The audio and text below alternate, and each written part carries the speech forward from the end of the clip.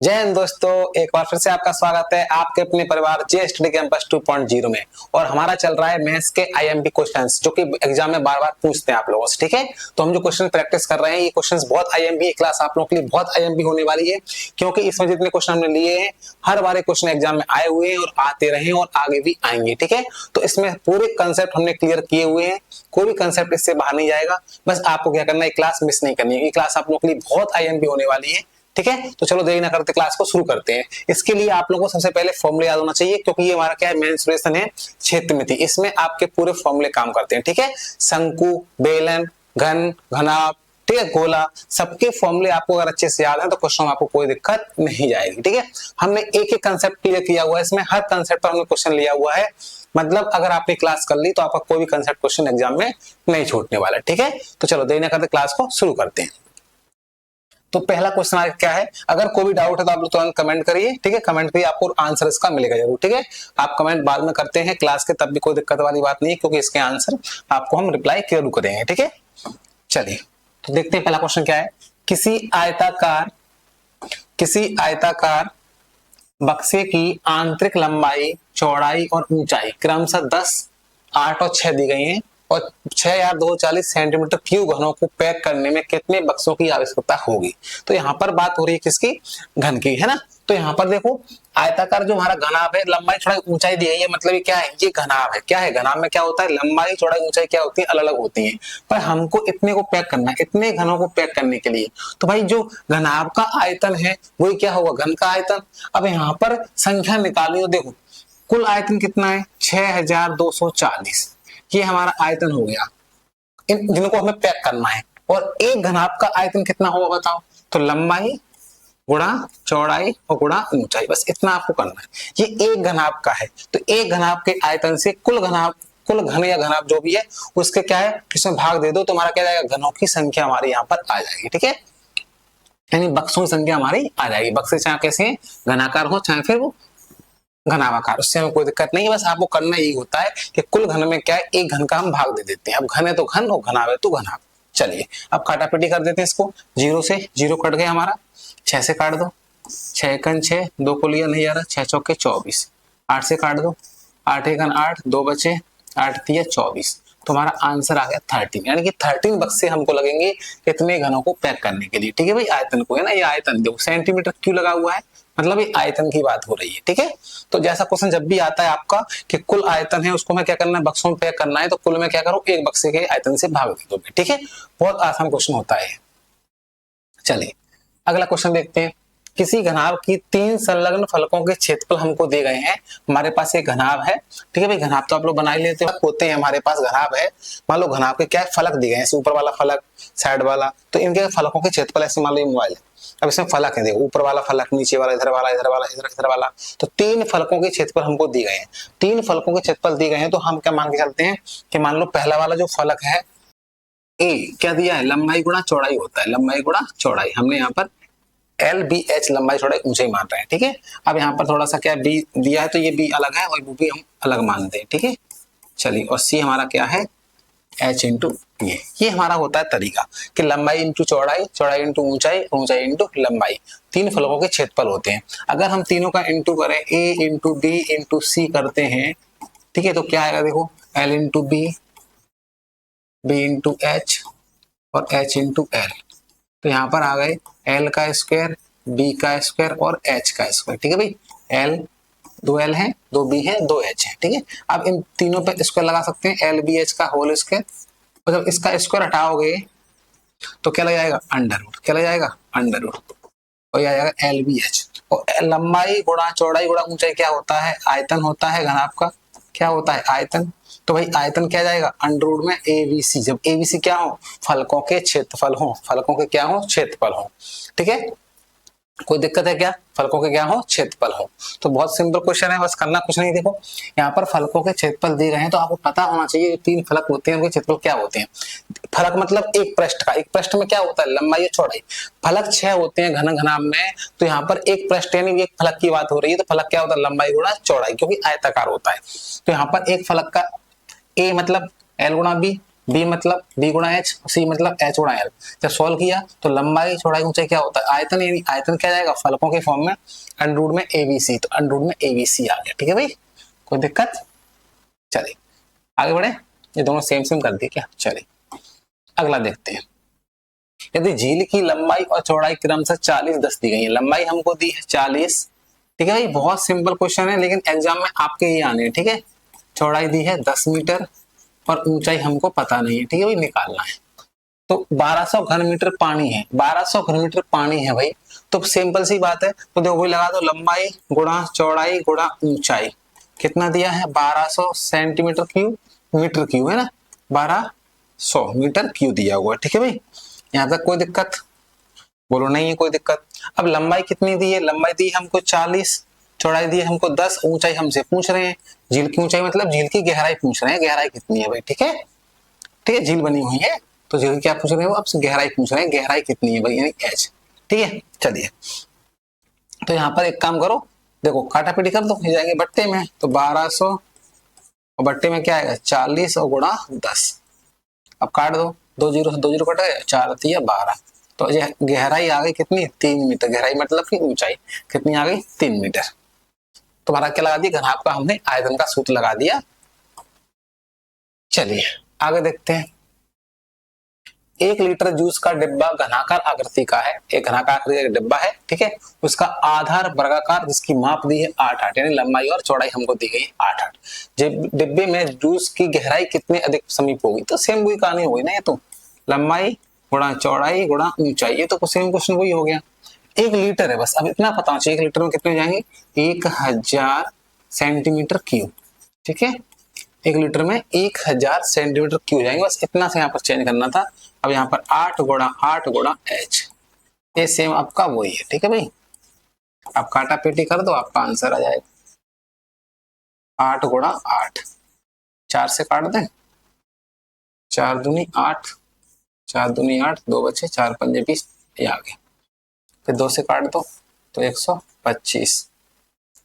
ठीक है भाई 125। अब फिर काट दो उसको 8 से, 8 से काटोगे तो 8 एकन 8, 4 बचे 45 हो गए, 8 पंजे 40, फिर 5 बचे, पॉइंट बढ़ा के 8 6 48, 15.6 लगभग 16 के आसपास आ रहा है। ठीक है, ऑप्शन नंबर हमारा यहाँ पर सी हो जाएगा। लगभग आंसर पूछा है ना कितने समीप होगी, समीप मतलब 15.6 यानी कि 16 के करीब हमारे। ठीक है, चलिए आगे बात करें। अगला, 1 सेंटीमीटर भुजा वाले 24 घनों को परस्पर जोड़कर एक ठोस घनाभ बनाया जाता है, तो इस घनाभ के आधार की परिमाप 11 सेंटीमीटर हो तो घनाभ की ऊंचाई हमको बतानी है। ठीक है, तो यहाँ पर देखो सबसे पहले घनाभ के आधार की जो परिमाप है वो हमको कितनी दी गई है 11 सेंटीमीटर, परिमाप 11 दी है ना, थोड़ा सा गड़बड़ लग रहा है क्योंकि 24 है, परिमाप नहीं आएगी 11, यहाँ पर परिमाप इसको 12 करो तभी इसका आंसर आएगा। ठीक है, परिमाप 12 दिए, तो परिमाप हम क्या दिए 12। अब आधार के परिमाप दिए, आधार कैसा होता है आयताकार, घनाभ का आयताकार, भाई हुआ कि नहीं होता जल्दी भाई, घनाभ में जो फलक होता है वो क्या होता है, एक फलक की बात हो रही है ना, आधार क्या हुआ एक फलक मतलब लंबाई और चौड़ाई, तो यहाँ पर 2 गुणा लंबाई प्लस चौड़ाई, आयत का परिमाप क्या होता है, भुजा का परिमाप कितना जाएगा है ना, तो लंबाई प्लस चौड़ाई यहाँ पर कितना आ गया, 2 से काटोगे इसको तो 6 आ गया। अब लंबाई प्लस चौड़ाई 6 है तो हम एक काम कर सकते हैं, ऐसा मान के चल सकते हैं कि लंबाई मान लो 4 है और चौड़ाई मान लो क्या है 2 है, तो हमको ऊंचाई निकालनी है, क्या निकालनी है ऊंचाई, क्या निकालनी है ऊंचाई। तो यहाँ पर तो भैया सिंपल सी बात है, लंबाई गुणा चौड़ाई गुणा ऊंचाई, और कितना दिया है हमको 24, तो एच बराबर कितना आ गया 6 से काट दो, 6 चौके 4 दूनी 8, 8 दिया 24, तो यहाँ पर कितना आ गया 3 आपका सेंटीमीटर आंसर आ जाएगा, कितना जाएगा 3 सेंटीमीटर आपका आंसर आ जाएगा। ठीक है, कोई दिक्कत है बताइए, कोई दिक्कत हो तो बताओ। ठीक है, तो इस टाइप से आप इसको कर सकते हो। चलिए अगला क्वेश्चन देख लेते हैं। एक बेलन एक अर्धगोलाकार तथा एक शंकु, एक बेलन एक अर्धगोला और एक शंकु एक समान आधार पर स्थित है तथा उनकी ऊंचाइयां समान है, उनके आयतनों में क्या अनुपात होगा। एक बेलन है और एक अर्धगोला है, ठीक है, तो बेलन का जो आयतन है, ऊंचाई समान है आधार समान है भाई, तो क्या है आयतनों में क्या अनुपात होगा, अनुपात निकालना। तो बेलन का होता है भाई आयतन पाई आर स्क्वायर एच, ठीक है भाई, ये तुम्हारा बेलन का हो गया। अर्धगोले क्या होता है, अर्धगोले का होता है 2/3 पाई आर क्यूब, ठीक है। और क्या है, शंकु, शंकु कितना होता है 1/3 पाई आर स्क्वायर एच, यही होता है भाई तीनों का आयतन, है ना। ये बेलन का हो गया, ये अर्धगोले का हो गया, और ये हमारा किसका हो गया, शंकु का हो गया, ठीक है। तीनों के हमारे आयतन हो गए यहाँ पर। अब भाई सबका आधार समान है, ऊंचाई समान है, तो यहाँ पर ऊंचाई है वो क्या त्रिज्या हो जाएगी। तो हम एक काम कर सकते हैं, ये आर स्क्वायर इंटू एच को भी हमारा मान ले तो आर क्यू हो जाएगा, ये भी आर क्यू हो जाएगा, ये भी आर क्यू हो जाएगा, तो ये कट जाएंगे भाई आपस में, ठीक है। और पाई से पाई भी कट जाएंगे, तो बचा क्या, बचा यहाँ पर देखो 1, यहाँ बचेगा 2/3 और यहाँ बचेगा 1/3, बस इतना बचेगा, सब कट जाएगा। आर एच को सेम मानेंगे तो यहाँ पर देखो 3 है, 2 आर 1 एच 3, यहाँ भी 3, यहाँ भी 3 और कट गए भाई। यहाँ पर एडिशन ले लोगे तो 3 और 2 और ये 1 अपॉन में 3 हट जाएगा सब में से, तो आ गया 3 2 1, यानी 3 2 option number A is the correct answer. बात समझ रही है। चलिए अगला क्वेश्चन देखते हैं। आपको कमेंट में बताना भी कि आपने कितने सही किए, पहले आप लोग क्वेश्चन को चेक करिए कि आपसे बन रहा है क्या, फिर आपको बताना है कमेंट आप कितने क्वेश्चन आपने सही किए हैं, और देखते हैं आप कितने कर पा रहे हैं, आपकी पढ़ाई किस लेवल की हो गई है। एक घनाभ के 3 संलग्न फलकों के क्षेत्रफल, तो क्वेश्चन भी किया था हमने, अगर फलकों के क्षेत्रफल क्या है XYZ है तो इसका क्षेत्रफल क्या होता है अंडर में XY, हमने प्रूव भी किया था अभी, ठीक है, अंडर में XYZ, वहां पर ABC आया था। चलिए अगला क्वेश्चन देखते हैं। दो घनों के आयतनों का अनुपात दिया है, दो घन है उनके आयतनों को, मान लो पहले भुजा ए मान ली, दूसरे की हमने बी मान ली, भाई दो घन है तो हमने एक काम किया, पहले वाले घन की भुजा ए मान ली और दूसरे वाले घन की भुजा बी मान ली, और सब जानते हैं घन का आयतन क्या होता है ए क्यू, तो दूसरे वाले का बी क्यू, तो अनुपात दिया है 27:64, ठीक है। इनका क्यू हटाओगे तो लग जाएगा यहाँ पर घन क्यू रूट, कितना जाएगा 27 का होता है 3, 64 का होता है 4, यानी कि 3:4 जोड़ा बनाते हैं ना, 27 को लिख सकते हैं ना 3 गुणा 3 गुणा 3, 64 को लिख सकते हैं 4 गुणा 4 गुणा 4, जब क्यू से बाहर निकालोगे जोड़ा से तो कितने आएंगे यहाँ पर, ऊपर 3 नीचे 4, है ना, 3:4 ऑप्शन नंबर बी, ठीक है भाई। फॉर्मूले याद होना चाहिए, लेकिन बिना फॉर्मूले के तो कुछ नहीं होगा। चलिए अगला क्वेश्चन देखते हैं। एक घन का आयतन 9 सेंटीमीटर लंबे, 6 सेंटीमीटर चौड़े और 4 सेंटीमीटर ऊंचे घनाभ के आयतन के बराबर है, घन की भुजा क्या होगी। अब जो घन का आयतन है, घन का आयतन मान लो हमने भुजा ए मान ली, क्या होगा ए क्यू, जो घन का आयतन है वो क्या है घनाभ के, घनाभ का आयतन क्या है बताओ, 9 गुणा 6 गुणा 4, यही तो है घनाभ का आयतन भाई। उन्होंने घनाभ की भुजाएं दी गई है, और घनाभ का क्षेत्र आयतन क्या होता है ए गुणा बी गुणा सी, मतलब लंबाई गुणा चौड़ाई गुणा ऊंचाई, LBH बोल दो ABC बोल दो, जो आप मानो मान लो, और भुजा इसकी किसकी घन की निकालनी है हमें। अब इसका हटा के इसको क्यों लगा दो, ठीक है भाई, तो यहाँ पर लगा देंगे 9 गुणा 6 गुणा 4। अब इसको सॉल्व कर लो, चाहे तो गुणा करके निकाल लो अगर आपको आता है तो, और चाहे फिर वैसे कर लो जैसे आप लोग तोड़े करना चाहो, तो मैं तोड़ के कर देता हूँ, ठीक है। 3 गुणा 3, 2 गुणा 3 6 हो गए, 3 गुणा 3 9, 2 गुणा 3 6, और 4 को लिख सकते हैं 2 गुणा 2, 2 दूनी 4, ठीक है, बन गए जोड़े। 2 3 और 1 3, 3 3 है, 1 3 बाहर आ जाएगा, और 3 2 है तो 1 2 बाहर आ जाएगा, कितना आंसर आ गया 6, और गुणा करो तो वैसे भी कितना आएगा 216 आएगा, तो 216 कितना होता है क्यू रूट 6 होता है, ऐसे भी कर सकते हो चाहे तो ऐसे भी कर सकते हो। तो ए हमारा कितना आ जाएगा 6 आ जाएगा, इसका क्यू हटा देंगे तो यहाँ पर लगता है, ठीक है भाई, तो यहाँ पर ये ए है, ए इक्वल टू, इसको हटा दो, ए इक्वल टू, ठीक है। चलिए तो कितना आ गया 6 आंसर आ गया, option number A is the correct answer. अगला क्वेश्चन देखें। चलिए दो लंबवृत्तीय बेलनों की त्रिज्याओं का अनुपात दिया है, त्रिज्याओं का यानी कि R1 और R2 का हमको अनुपात दिया है। क्वेश्चन को पढ़ते जाओ और करते जाओ, बहुत आसान तरीका होता है, बस करना कुछ नहीं है, क्वेश्चन को पढ़ते जाओ और इसकी स्टेप लिखते जाओ, कोई दिक्कत वाली बात नहीं जाएगी, ठीक है। उन्होंने बोला है दो लंबवृत्तीय बेलनों की त्रिज्याओं का अनुपात दिया, तो हमने त्रिज्याओं का अनुपात को लिख लिया, सबसे पहला काम ये कर लिया हमने, ठीक है भाई। आगे उनकी ऊंचाइयों के अनुपात, अब ऊंचाइयों का भी अनुपात दिया है भाई, मतलब H1/H2, हमने जितना बढ़ते जा रहे हैं उतना हम करते जा रहे हैं, ठीक है भाई। 5/4 पूछ कर रहे हैं उनके वक्र पृष्ठ के क्षेत्रफल, वक्र पृष्ठ का क्षेत्रफल, तो बताओ बेलन का वक्र पृष्ठ का क्षेत्रफल क्या होता है भाई, बेलन का वक्र पृष्ठ का क्षेत्रफल क्या होता है वो आप बताओ फटाफट। का वक्र पृष्ठ का क्षेत्रफल क्या होता है जल्दी बोलो, तो पहले वाले का हो गया 2πRh होता है 2πRh यानी 2πr1h1। दूसरे वाले का हो जाएगा 2πr2h2। बेलन का वक्रपृष्ठ होता है 2πRh। क्या होता है 2πRh? क्या होता है 2πRh? बेलन का वक्रपृष्ठ 2πRh। अब 2π से 2π तो कट गया, तो हमारा अनुपात क्या आ गया r1h1 अपॉन r2h2। ये हमारा आ गया क्षेत्रफलों का अनुपात। अनुपात r1h1 और r1 कौन है 2, h1 कितना 5, 2 गुणा 5 और r2h2 r2 3 और 4, 3 into 4। काटापीटी करना है तो कर दो, 2 दूनी 4, आ गया 5:6।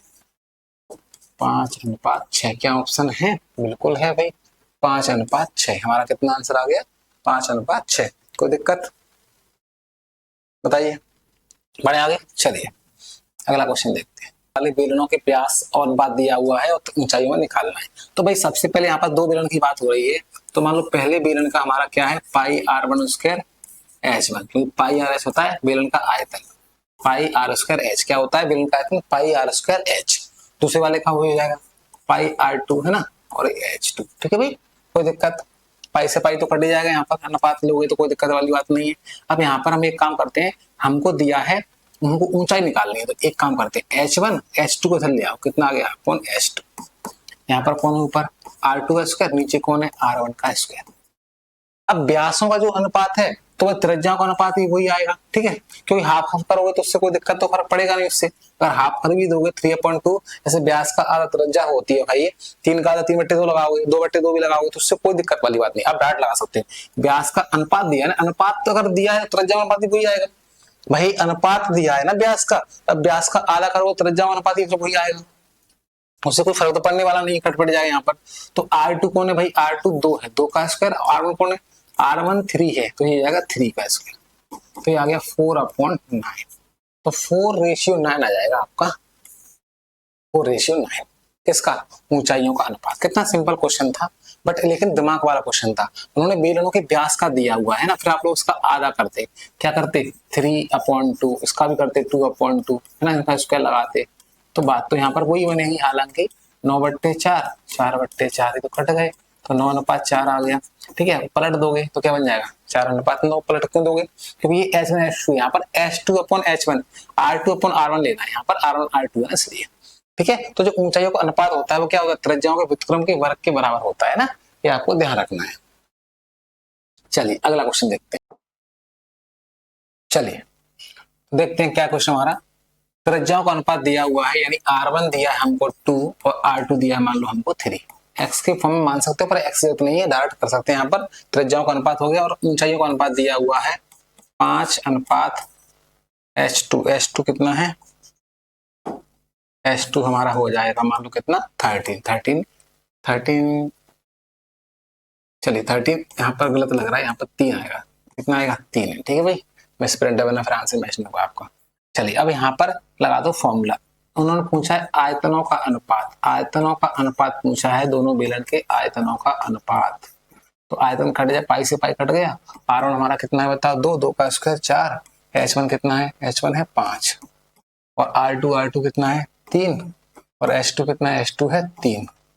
यहाँ पर स्क्वायर लगाए तो स्क्वायर लगा देंगे, 3 का स्क्वायर 9 हो जाएगा। ठीक है, यहाँ पर 2 का स्क्वायर था 4 कर दिया था मैंने, तो यहाँ पर आ गया 4×5 20 और 3 का 9 दिया 27, तो आंसर आ गया 20:27। ठीक है, कोई दिक्कत नहीं है, बहुत आसान है।